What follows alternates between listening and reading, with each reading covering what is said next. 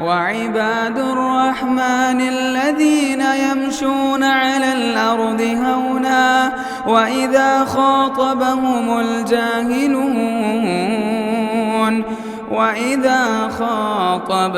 الجاهلون قالوا سلاما. السلام علیکم ورحمۃ اللہ وبرکاتہ.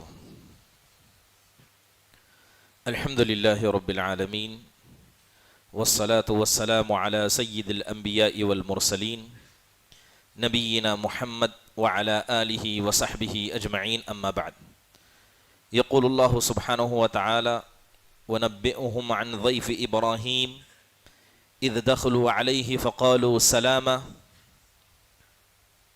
یہ سورہ حجر کی آیت کریمہ ہے.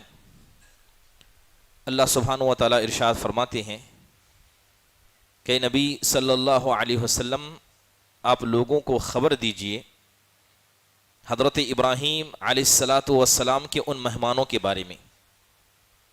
جب وہ گھر میں داخل ہوئے تو انہوں نے حضرت ابراہیم پر سلامتی بھیجی اور حضرت ابراہیم نے بھی ان پر سلامتی بھیجی. محترم حاضرین، سورہ حجر کے اندر یہ حضرت ابراہیم علیہ السلام کے مہمانوں کا جو قصہ بیان کیا گیا ہے، اصل میں یہ مہمان اللہ کے فرشتے تھے اور اللہ تبارک و تعالیٰ نے انہیں عذاب کی خبر کے طور پر بھیجا تھا. اور یہ عذاب قوم لوط کے لیے تھا. قوم لوط جو قریہ صدوم کے نام سے ایک بستی تھی جس کی تعداد تقریباً 3 لاکھ بتائی جاتی ہے، تو وہاں کے لوگ دنیا کی ایک ایسی برائی میں مبتلا تھے جو دنیا میں اس سے پہلے موجود نہیں تھی، اور انہوں نے اس کام کو انجام دیا تھا جسے فعل قوم لوط کہا جاتا ہے. جب یہ مہمان حضرت ابراہیم علیہ السلام کے پاس پہنچے، کیونکہ حضرت ابراہیم انسان تھے اور انسان کے پاس علم غیب نہیں ہوتا ہے، اور فرشتے یہ انسانی شکل میں تھے تو جان اور سمجھ نہیں پائے کہ یہ اللہ کے فرشتے ہیں. گھر میں آئے تو حضرت ابراہیم کو لگا کہ یہ مجھ سے مہمان نوازی چاہتے ہیں. گئے، بچڑے کو ذبح کیا اور لا کر سامنے پیش کر دیا. اب دیکھا کہ ساری مہمان نے تیاری کر دی ہے لیکن کھانے والے آگے نہیں بڑھ رہے. تو اس وقت کا ماحول تھا کہ جب میزبان کسی چیز کو پیش کرتا اور مہمان نہیں کھاتے تو مقصود سمجھا جاتا کہ ان کے ارادے غلط ہیں. تو لہذا حضرت ابراہیم فطری طور پر ڈر گئے. تب انہوں نے آگے بڑھ کر حضرت ابراہیم کو خبر دی. سب سے پہلے حضرت ابراہیم کو اولاد کی بشارت دی اور قوم لوط کی ہلاکت کا ذکر کیا. یہ آیت کریمہ میں کچھ چیزیں ہمارے سامنے واضح ہوتی ہیں.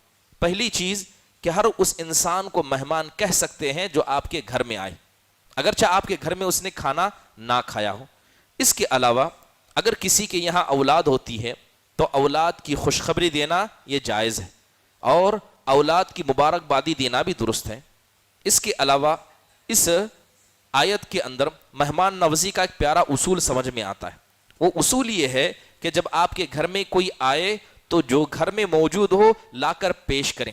جیسے کہ بعض معاشرے میں دیکھا جاتا ہے کہ وہ مہمان سے سوال کرتے ہیں کیا آپ کھائیں گے، کیا آپ پئیں گے، جبکہ یہ آیت کریمہ بتاتی ہے کہ مہمان کا ادب یہ ہے کہ اس کے سامنے لا کر کھانا رکھا جائے. اور دوسری بات، جب بعض جگہوں پر یہ بھی دیکھا جاتا ہے کہ جو میزبان ہیں وہ کھانے کے مسئلے میں مہمان پر زبردستی کرتے، وہ اپنے حرص کا اظہار کھانا ڈالنے اور اس میں کرتے ہیں، جبکہ آیت کے اندر حضرت ابراہیم نے صرف یہ کہا کیا تم کھاتے نہیں. تو لہذا یہ بھی بتاتا ہے کہ مہمان کا ادب یہ ہے کہ آپ اسے کھانے کی سہولت دیں، نہ کہ کھانے پر اسے مجبور کریں. محترم حاضرین، اس کے بعد یہ فرشتے حضرت ابراہیم کے پاس نکلے، قوم لوط کے پاس پہنچے. حضرت لوط کو خبر دیا کہ جو ایمان والے ہیں آپ ان کو یہاں سے لے کر نکل جائیں. لہذا حضرت لوط علیہ السلام نے ایمان والوں کو اکٹھا کیا اور اس میں ان کی بیوی کو جدا کر دیا گیا کیونکہ وہ مشرکوں میں سے تھی. جبکہ تصور کریں کہ حضرت لوط علیہ السلام کی بیوی نے کسی گناہ کو انجام نہیں دیا تھا، لیکن کیونکہ وہ قوم لوط کے گناہ سے راضی تھی تو اللہ تعالیٰ نے اس کا شمار بھی انہیں میں کر دیا. اس کے بعد آگے آیتوں میں زنا کا ذکر ہے. اللہ کہتا ہے وَلَا تَقْرَبُوا الزِّنَا إِنَّهُ كَانَ فَاحِشَةً وَسَاءَ سَبِيلًا، کہ تم زنا کے قریب بھی مت جاؤ، اس لیے کہ یہ بڑا فاحش کام ہے اور بڑا ہی غلط اور برا راستہ ہے۔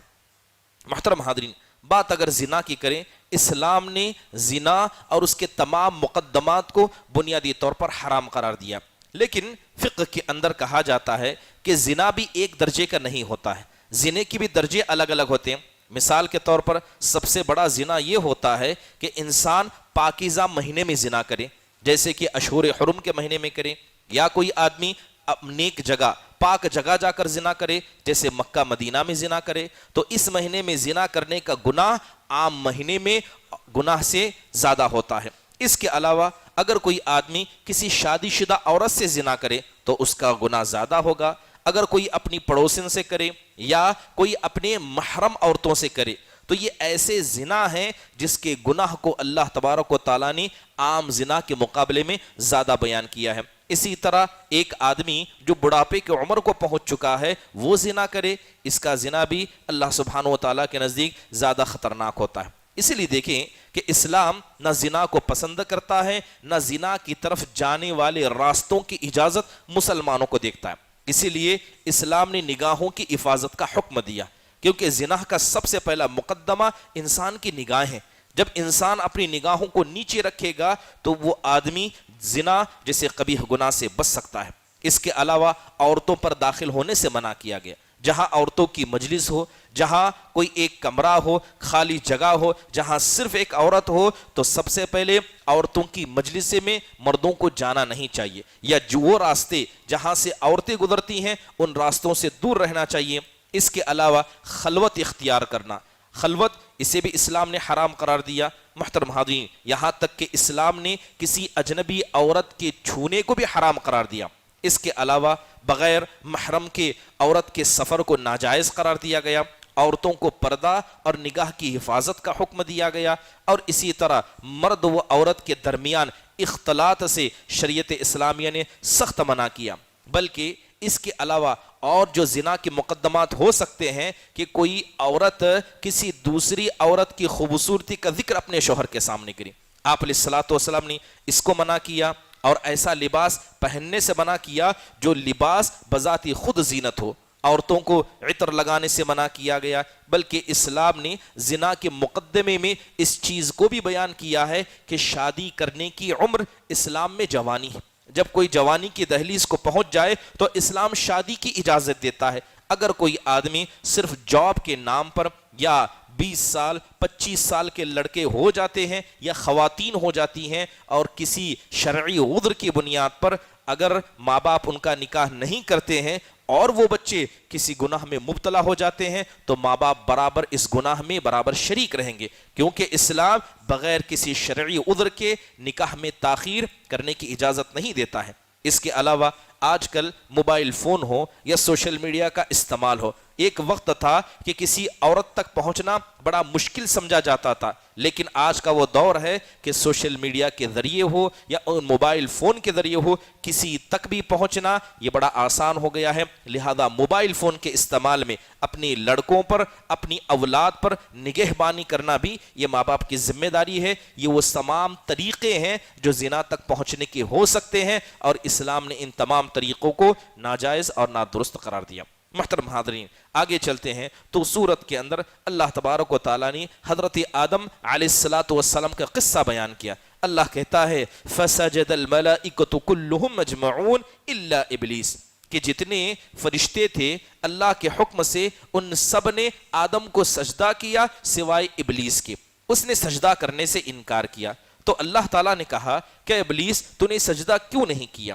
یہ قصہ بارہا ہم سنتے ہیں، حدیث کے اندر آتا ہے، حضرت ابو سعید الخدری رضی اللہ عنہ کہتے ہیں کہ ابلیس نے اللہ تعالیٰ سے کہا، ابلیس نے کہا بعزتک وجلالک لا ابرح اغوی بنی آدم ما دامت الارواح فیہ۔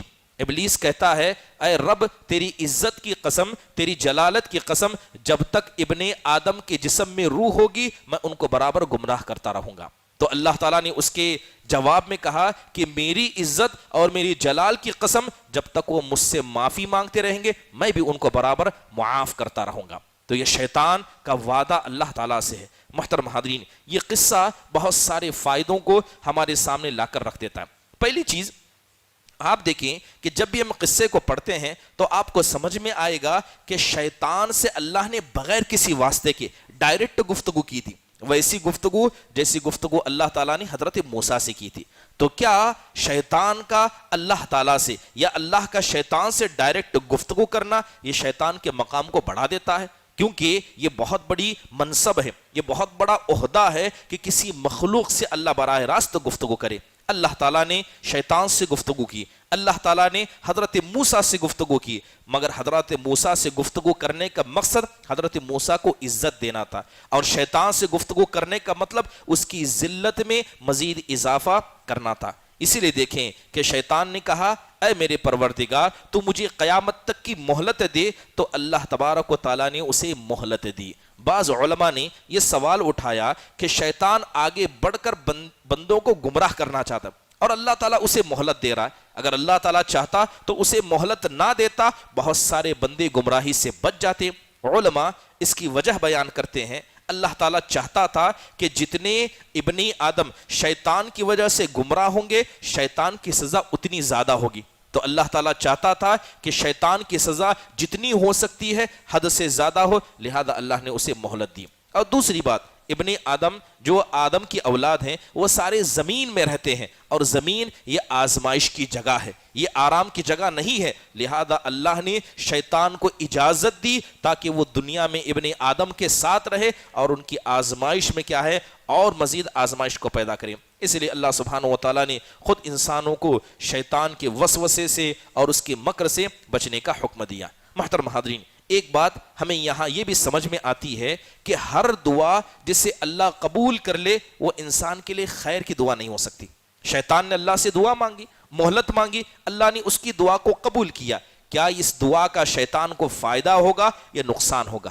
تو ظاہری بات ہے شیطان کی یہ دعا جو اس نے اللہ سے مانگی اور وہ دعا جسے اللہ تعالیٰ نے قبول کر لی، اس دعا کا صرف نقصان ہی شیطان کو ہوگا۔ تو پتہ یہ چلا کہ انسان جب اللہ سے دعا کرے تو صرف ایسی دعا نہ کرے جس کے اندر صرف دنیا کا فائدہ ہو۔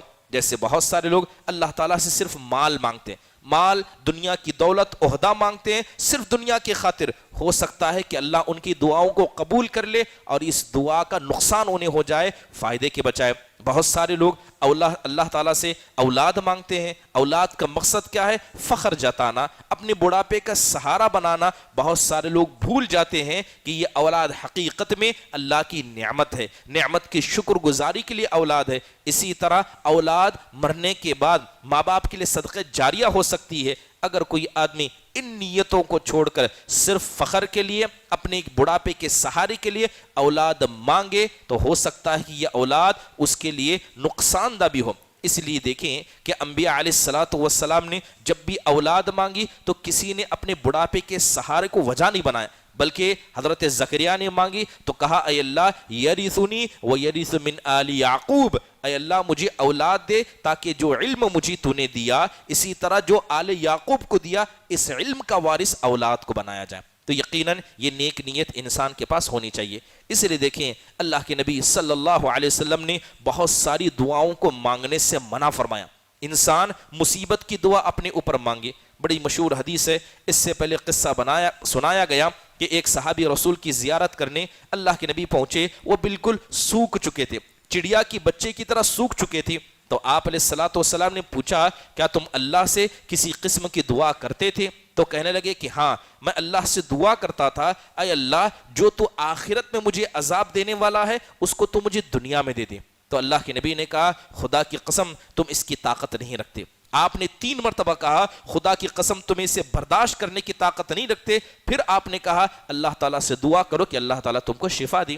اسی طرح منع کیا گیا کہ کوئی انسان اپنے اوپر بد دعا نہ کرے، نہ اپنے اولاد پر کرے، یہاں تک کہ گھر میں جو خادم ہیں، جو سرونٹ ہیں، ان پر بھی بد دعا کرنے سے اللہ کے نبی نے منع فرمایا۔ اور آپ نے کہا فَإِنَّ الْمَلَائِكَةَ يُؤْمِنُونَ عَلَى مَا تَقُولُونَ کہ انسان اپنی زبان سے دعا یا بد دعا کے طور پر جو بھی الفاظ کہتا ہے فرشتے ان پر آمین کہتے ہیں۔ محترم حاضرین، دیکھیں کہ شیطان نے جب اللہ سے اجازت مانگی، اللہ تعالیٰ نے اسے مہلت دی تو شیطان نے اللہ سے وعدہ کرتے ہوئے کہا اے میرے پروردگار جتنے تیرے بندے ہیں میں سب کو گمراہ کر کے رہوں گا۔ اب یہاں پر غور کرنے کی بات ہے کہ شیطان کو جب اللہ تعالیٰ نے گمراہ کیا، شیطان کو جب اللہ تعالیٰ نے ذلیل و رسوا کیا تو اس نے کیا ہے تقدیر کو بہانہ نہیں بنایا۔ یہ نہیں کہا کہ میری تقدیر کی وجہ سے میں گمراہ ہوا۔ بہت سارے لوگوں کو دیکھا جاتا ہے کہ وہ تقدیر پر ایمان ہی نہیں رکھتے، جیسے کہ مجوسی ہیں، کچھ لوگ ایسے ہیں جو تقدیر کو ہر چیز کی وجہ جانتے ہیں، ایسا ہوا کیونکہ تقدیر میں لکھا تھا، اور بسا اوقات لوگ گناہ کر کے تقدیر پر ڈال دیتے ہیں۔ انسان سے گناہ ہوا تو انسان کہتا ہے میری تقدیر میں لکھا تھا اس لیے ایسا گناہ ہوا، جبکہ انسان اپنی کرتوت کو بھول جاتا ہے تو اس کا معاملہ مشرکین مکہ کے جیسا ہے۔ مشرکین مکہ بھی کہتے کہ اگر اللہ تعالیٰ چاہتا تو ہم شرک نہیں کرتے، اللہ نے چاہا ہے، اللہ نے تقدیر میں لکھا ہے، لہذا ہم شرک کرتے ہیں۔ انہوں نے مشرکین مکہ نے اپنے شرک کے لیے تقدیر کو ذمہ دار بنایا۔ بات اگر شیطان کی کریں تو شیطان نے تقدیر کو بھی مانا، اللہ کے فیصلے کو مانا، مگر اللہ کے انصاف پر انگلی اٹھائی، اللہ تعالیٰ کے انصاف پر انگلی اٹھائی۔ جیسے شیطان نے کہا اے اللہ تبارک و تعالیٰ تو نے مجھے بھی پیدا کیا، آدم کو بھی پیدا کیا، میں آدم کو کیوں سجدہ کروں؟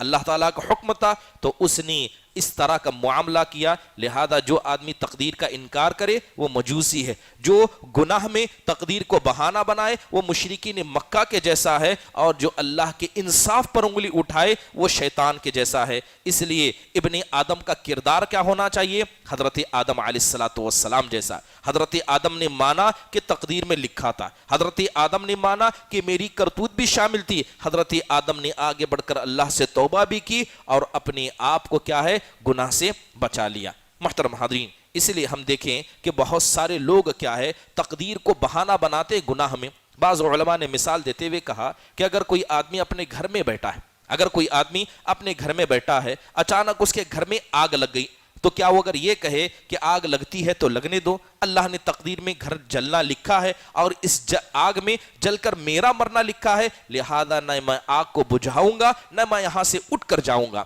تو ایسے آدمی کے بارے میں ایک عقل مند آدمی کیا فیصلہ کر سکتا ہے؟ یہی بات گناہوں کے مسئلے میں ہے۔ اللہ تعالیٰ نے گناہ تقدیر میں لکھا ہے تو انسان کو گناہ سے بچنے کا حکم بھی دیا ہے، اللہ تعالیٰ نے اسے عقل بھی دی ہے، اللہ تعالیٰ نے علم سے نوازا ہے، اسی خاطر تو اللہ نے انبیاء کو بھیجا، رسولوں کو نازل کیا۔ محترم حاضرین، آپ غور کریں اس قصے میں، اور ایک بڑی پیاری بات جو ہمیں سمجھ میں آتی ہے کہ اللہ تعالیٰ نے شیطان کو علم دے کر رکھا تھا، شیطان کو اللہ نے علم دے کر رکھا تھا، کیونکہ شیطان اللہ کی وحدانیت کو جانتا تھا، آدم کو سجدہ کیسے کیا جائے یہ بھی جانتا تھا، قیامت کے دن کے بارے میں اسے علم تھا، اور اسی طرح جنت و جہنم کا اسے علم تھا، فرشتوں کے ساتھ عبادت کرتا، سب اسے پتا تھا، مگر اس کے بعد بھی اس نے اللہ تعالیٰ کی اطاعت نہیں کی۔ تو پتہ یہ چلتا ہے کہ ہر علم انسان کو فائدہ نہیں پہنچاتا ہے، اس لیے اللہ کے نبی صلی اللہ علیہ وسلم جب دعا کرتے تو علم نافع کی دعا کرتے، یعنی ایسا علم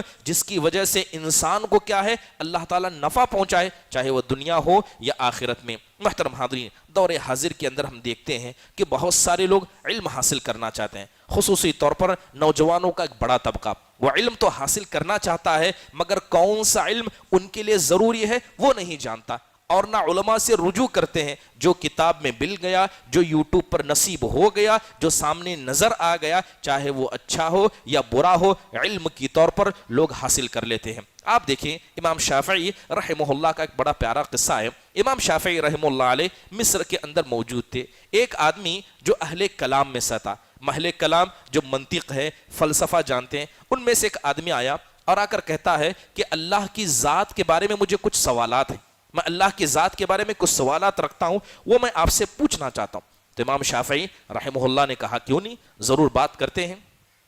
تو امام شافعی نے سوال کا جواب دینے سے پہلے کہا کیا تم جانتے ہو کہ ہم کہاں موجود ہیں؟ کہا کہ ہم مصر میں ہیں۔ پھر سوال کیا کیا تم جانتے ہو کہ یہاں کون رہا کرتا تھا؟ تو کہا کہ اس میں فرعون رہا کرتا تھا۔ تب امام شافعی کہتے ہیں کیا اللہ کے نبی صلی اللہ علیہ وسلم نے کسی حدیث میں فرعون کے بارے میں سوال کرنے یا اس کے علم کو جاننے کا حکم دیا ہے؟ کہا کہ نہیں۔ کہا کہ صحابہ اکرام فرعون کی زندگی، اس کی موت کے بارے میں گفتگو کرتے تھے؟ کہا کہ نہیں۔ کہا کیا تم جانتے ہو کہ آسمان میں کتنے ستارے ہیں؟ کہا کہ نہیں۔ پھر کہا کہ ستاروں کی کتنی قسمیں ہیں، کیا جانتے ہو؟ کہا کہ نہیں۔ تو کہنے لگے کہ تمہاری نگاہوں کے سامنے جو اللہ کی مخلوقات ہیں اس کے بارے میں تمہیں نہیں پتا اور تم سیدھے اللہ کی ذات کے بارے میں گفتگو کرنا چاہتے ہو۔ پھر اسے نصیحت کرتے ہوئے کہا کہ ایسا علم اپنے لیے سیکھنا جو تمہاری ذات کو فائدہ دے۔ پھر امام شافعی رحمہ اللہ نے وضو کے حوالے سے 4 اسے سوالات کیے جن کا وہ جواب نہیں دے پایا۔ تب امام شافعی نے کہا کہ جس علم کی دن میں تم کو 5 مرتبہ سخت ضرورت ہو سکتی ہے، جس کے بغیر کیا ہے تمہاری عبادت صحیح نہیں ہوگی، اس وضو کے بارے میں تم کو نہیں پتا اور تم اللہ تبارک و تعالیٰ کے مسئلے میں علم حاصل کرنے آئے ہو۔ محترم حاضرین، یہ قصہ ہمارے نوجوانوں کے لیے یا اسی طرح وہ حضرات جو دعوت اللہ کا جذبہ رکھتے ہیں ان کے لیے نصیحت ہے کہ ایسا علم حاصل کریں جو سب سے پہلے آپ کی ذات کو فائدہ پہنچائے، ایسا علم نہیں جو صرف مسئلے مسائل کا ہو۔ محترم حاضرین، ایک بنیادی مسلمان کو جو اللہ اس کے رسول پر ایمان رکھتا ہے اسے کیسا علم حاصل کرنا چاہیے؟ سب سے پہلے ہر مسلمان کے لیے ضروری ہے کہ اسے توحید اور عقیدے کا علم ہو، اور توحید کسی کی مکمل نہیں ہو سکتی جب تک کہ اسے شرک نہ پتا ہو۔ جب وہ شرک کو جانے گا تب جا کر وہ شرک سے بچے گا، جب شرک سے بچے گا تب اس کی توحید مکمل ہوگی۔ دوسری بات، جو عبادتیں ہیں، اہم عبادتیں، ان کے احکام اسے پتا ہو۔ مثال کے طور پر نماز کے کیا شروط ہیں، اس کے کیا ارکان ہیں، کیا واجبات ہیں، نماز کب ٹوٹتی ہے، کن وجہ سے نماز کے ثواب میں کمی آتی ہے۔ اس کے علاوہ زکوٰۃ کے مسئلے میں کس پر واجب ہوتی ہے، کتنی تعداد ہے، کہاں پر خرچ کیا جائے گا، روزہ ہے، حج ہے، اور کلمے کے لا الہ الا اللہ کے شروط ہیں۔ ان چیزوں کا علم ہر مسلمان کو رکھنا چاہیے۔ اس کے علاوہ ہر مسلمان کو حلال و حرام کا علم ہو، معاملات میں ہو یا اخلاق میں ہو، اخلاق میں کیا حلال ہے، اخلاق میں کیا حرام ہے، ہر مسلمان کو پتہ ہونا چاہیے۔ اس کے علاوہ معاملات میں جو تجارتیں ہیں اس میں کیا حلال ہے کیا حرام ہے وہ انسان کو پتہ ہونی چاہیے۔ اس کے علاوہ اخلاق ہو، عادات ہو، ہر انسان کو پتہ ہونی چاہیے۔ یہ بنیادی علم ہے جس کا حاصل کرنا ہر مسلمان پر ضروری ہے، اور جو آدمی اس کو نہ حاصل کر کے دوسری چیزوں کو حاصل کرتا ہے کہیں نہ کہیں اس آدمی کے دین میں اور دین پر عمل کرنے میں کمزوری کو آپ ظاہری طور پر دیکھیں گے۔ محترم حاضرین، اب ایک آدمی جو دعوت کا جذبہ رکھتا ہے، کیا یہ بنیادی علم اس کے لیے کافی ہے؟ نہیں، بالکل نہیں، بلکہ اس سے زیادہ اس کو علم حاصل کرنا پڑے گا، کیونکہ وہ لوگوں میں دعوت کا جذبہ رکھتا ہے۔ علماء نے کہا کہ ایک داعی جو دعوت کا جذبہ رکھتا ہے اسے کون سا علم حاصل کرنا چاہیے؟ سب سے پہلے قرآن کریم کا اور احادیث رسول کا اسے علم ہونا چاہیے، یعنی قرآن اس نے پڑھا ہو، قرآن کی تفسیر جانتا ہو، اس کے احکام جانتا ہو، کیونکہ دعوت کے اصل سورس یہی 2 کتابیں ہیں۔ اس کے علاوہ صحیح عقیدہ اسے پتا ہو، فقہ اس کے اصول پتا ہو، عربی زبان جانتا ہو، نبی صلی اللہ علیہ وسلم کی سیرت کو جانتا ہو، اسلامی تاریخ کو جانتا ہو، اور ایک داعی کے کیا اخلاق ہوتے ہیں وہ بھی اس کے اندر ہونا چاہیے، اخلاص ہو، صبر ہو، بردباری ہو، اور اس کے علاوہ دور حاضر کے اندر کیسے کیسے مسائل پیش آ رہے ہیں، ان تمام چیزوں کا علم ایک داعی کو رکھنا چاہیے۔ محترم حاضرین، یہاں پر ایک نقطے پر ہم رک کر گفتگو کرتے ہیں کہ آج ہم دیکھتے ہیں کہ بہت سارے حضرات جو دعوت کا جذبہ رکھتے ہیں یا اپنے آپ کو داعی کہتے ہیں، ان سارے سوالات میں آپ ان کو خالی پائیں گے۔ بنیادی علم تک جو ایک مسلمان کے پاس ہونا چاہیے ان کے پاس نہیں ہے، چہ جائے کہ ایک داعی کا علم ان کے پاس ہو۔ لہذا اس لیے آپ دیکھیں گے کہ بہت سارے نوجوان جو داعی اپنے آپ کو کہتے ہیں بہت ساری بنیادی چیزوں میں غلطی کرتے ہیں۔ اس کے علاوہ ایک بڑا طرف تماشا دور حاضر میں دیکھا جاتا ہے، ایک ہیں علماء، ایک ہیں داعی، 2 کو الگ کر دیا گیا، یعنی علماء یہ داعی نہیں ہے لیکن ہر داعی عالم بنا ہوا ہے، جبکہ یہ تقسیم کس نے کی ہے؟ یہ تقسیم آج موجودہ معاشرے میں ہم دیکھتے ہیں۔ لہذا وہ داعی جو عالم نہیں ہے وہ داعی ہے، لیکن وہ آدمی جو عالم ہے وہ داعی نہیں ہے۔ سبحان اللہ، اس طرح کا مذاق موجودہ معاشرے میں کیا جاتا ہے، اور یہ مذاق حقیقت میں ہماری صفوں کے اندر داخل ہو چکا ہے۔ حقیقت میں جو داعی ہوتے ہیں وہ علماء ہوتے ہیں، اور ایک بڑی تعجب کی بات کہ وہ نوجوان جو دعوت کا جذبہ رکھتے ہیں وہ علماء سے علم نہیں حاصل کرتے ہیں، وہ علم حاصل کرتے ہیں یوٹیوب سے یا اپنے جیسے کسی داعی سے۔ اس لیے آپ دیکھیں گے کہ مدرسے میں پڑھنے والا ایک چھوٹا بچہ جو حافظ قرآن ہے، جتنا بہترین طریقے سے وہ قرآن پڑھ سکتا ہے، دعوت میں 50 سال جو اپنے آپ کو داعی کہتا ہے وہ بھی اس کی طرح قرآن نہیں پڑھ سکتا، قرآن کی آیتوں کی تفسیر نہیں کر سکتا، کیونکہ اس داعی نے علم کو ویسے حاصل ہی نہیں کیا جس طرح اصل میں علم کو حاصل کرنے کا طریقہ شریعت اسلامیہ نے بتایا۔ محترم حاضرین، ضروری ہے کہ اس نقطے پر ہم غور کریں اور بیٹھیں اور دیکھیں کہ معاشرے میں چل کیا رہا ہے۔ اس کے علاوہ جو حضرات اپنے آپ کو داعی کہتے ہیں وہ فتویٰ دینے میں بالکل جرأت کرتے ہیں، بغیر کسی مسئلے میں سوال کا جواب دینا اور اپنے آپ کو علماء کے مقابلے میں لا کر کھڑا کرنا۔ یہ بات ہم سب جانتے ہیں کہ اللہ تبارک و تعالیٰ نے اس روئے زمین پر بہت سارے ایسے بڑے علماء رکھے ہیں اور یہ قیامت تک رہیں گے جن کے علم سے ہر کسی انسان کو فائدہ اٹھانا چاہیے۔ علماء کی موجودگی میں داعی حضرات کا کھڑے ہونا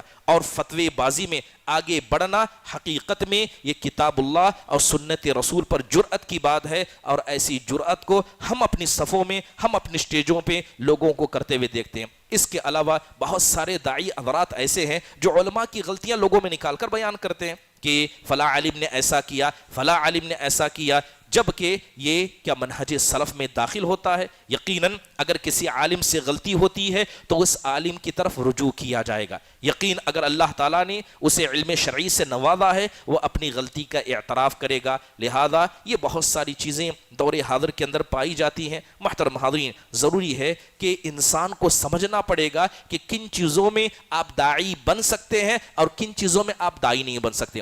اسلام کسی کے جذبے کو قتل نہیں کرتا۔ چلیے مثال کے طور پر بتاتا ہوں، نماز کا مسئلہ ہے، زکوٰۃ کا مسئلہ ہے، روزے کا مسئلہ ہے، یہ عبادتیں ایسی ہیں کہ کسی کو بھی آپ دعوت دے سکتے ہیں۔ اس کے لیے آپ کو عالم ہونا ضروری نہیں ہے۔ زنا سے بچنا، شراب سے بچنا، سود خوری سے بچنا، والدین کی نافرمانی سے بچنا اور اپنے پڑوس کو اور اپنے مہمان رشتہ داروں کو اسلام کی دعوت دینا، یہ سب نصیحت میں آتا ہے۔ اس کے لیے آپ کو کسی علم کی ضرورت نہیں ہے، لیکن جب آپ کسی پلیٹ فارم پر کھڑے ہوں گے اور دعوت کا کام کریں گے، اس کے لیے آپ کے پاس دین کا علم ہونا ضروری ہے، اور یہ دین کا علم عام نہیں بلکہ ایک داعی کا علم ہونا چاہیے۔ قرآن میں اللہ تعالیٰ کہتا ہے فَلَوْلَا نَفَرَ مِن كُلِّ فِرْقَةٍ مِّنْهُمْ طَائِفَةٌ لِيَتَفَقَّهُوا فِي الدِّينِ۔ اللہ تعالیٰ کہتا ہے کہ ایسا کیوں نہیں ہوتا کہ تم میں سے ایک جماعت ایسی ہو جو لوگوں میں کیا ہے آگے بڑھ کر دعوت کا کام کرے۔ اللہ تعالیٰ نے کہا کہ ان کے پاس دین کی سمجھداری ہو۔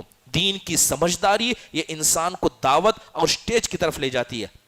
جس آدمی کے پاس نہ دین کا علم ہے نہ دین کی سمجھداری ہے، ایسا آدمی خیر سے زیادہ شر کو دنیا میں پھیلائے گا۔ اللہ تعالیٰ سے دعا ہے کہ اللہ تبارک و تعالیٰ ہم سب کو صحیح دین کو سمجھنے اور اسی طرح علم، کون سا علم انسان کو حاصل کرنا چاہیے اور کون سے علم سے اپنے آپ کو بچانا چاہیے، اس کے بارے میں بھی اللہ تعالیٰ ہم سب کو نیک توفیق عطا کرے۔ آمین۔ اقول قولی ھذا واستغفر اللہ لی ولکم ولسائر المسلمین من کل ذنب فاستغفروا انہ هو الغفور الرحیم۔ السلام علیکم ورحمۃ اللہ وبرکاتہ۔